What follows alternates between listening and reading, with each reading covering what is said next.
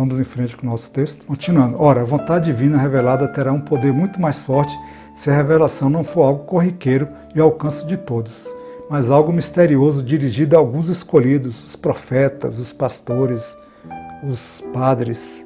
Assim, o núcleo da religião monoteísta revelada é a profecia, pois dela provém a unidade e a estabilidade que fixam de uma vez por todas os conteúdos do medo e da esperança. Essa fixação assume a forma de mandamentos ou leis divinas, que determinam tanto a liturgia, isto é, as cerimônias e os cultos, como os costumes, os hábitos e as formas de vida e de conduta dos fiéis. Numa palavra, a revelação determina as formas das relações dos homens com a divindade e entre si. Por outro lado, a profecia é também a revelação da vontade divina quanto ao governo dos homens. A divindade decreta as leis da vida social e política e determina quem deve ser o governante, escolhido pela própria divindade. Em suma, as religiões monoteístas reveladas ou proféticas fundam regimes teocráticos nos quais o governante governa por vontade de Deus.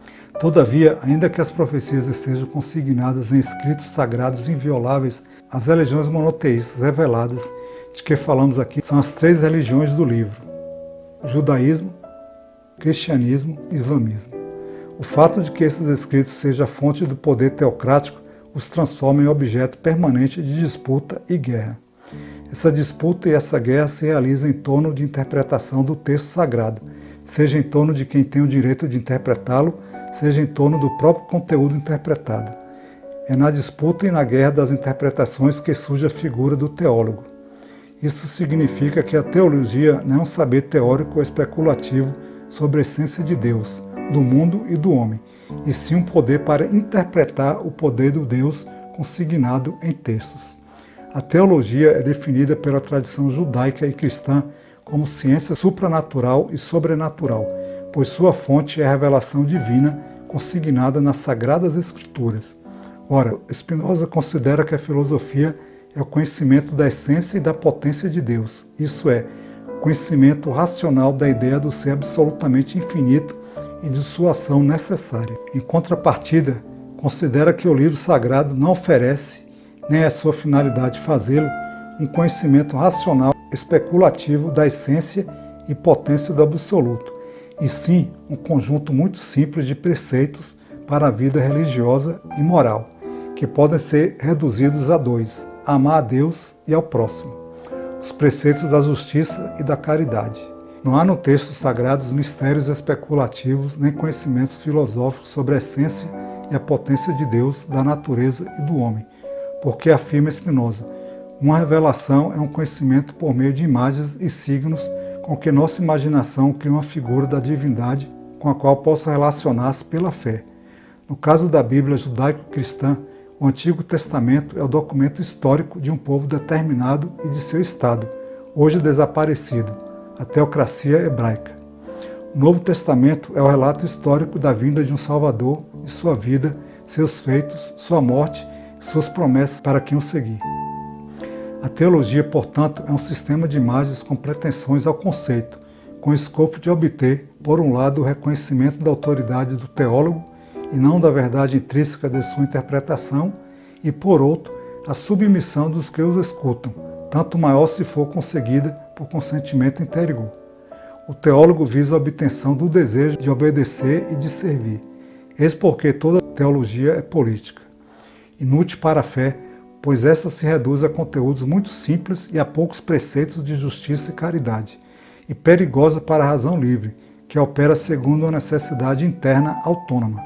A teologia é danosa para a política, porque impossibilita o trabalho dos conflitos sociais em vista da paz, da segurança e da liberdade dos cidadãos. Dessa maneira, escreve Spinoza, sacerdotes e teólogos cercam a religião de cultos e aparatos próprios a lhe dar maior peso junto à opinião e maior respeito aos espíritos, não hesitando em censurar, prender, interrogar, torturar e matar todo aquele que ouse refutá-la pelo livre pensamento e pela ação. Aqueles que sabem que não há meio mais eficaz para dominar a multidão do que a superstição. Buscam divinizar a política e induzem, sob a capa da piedade, a adorar os reis como se fossem deuses ou a odiá-los como flagelo do gênero humano. A sacralização do poder político é obra da teologia, que passa a deter os segredos da política.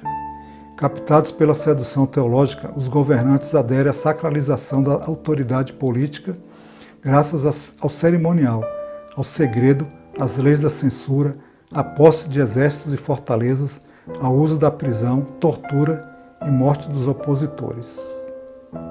Essa parte é muito forte, né? Ele toca em assuntos como ele fala, né, que a vontade divina revelada terá um poder muito mais forte se a revelação não for algo corriqueiro, for envolto em mistério, né? For envolto em coisas de outro mundo, né? E que não seja ao alcance de todos, né? E aí ele diz que esses mistérios são dirigidos a alguns escolhidos, profetas, pastores, padres e etc, né? E aí ele continua afirmando a questão de manter o medo e a esperança, né?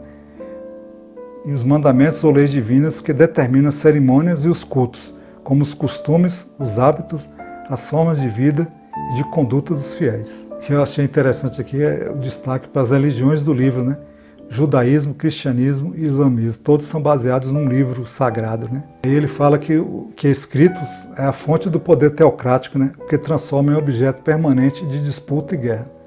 Quer dizer, a religião que se tese para falar de amor, de paz, de harmonia entre os seres, é fonte de guerras, né?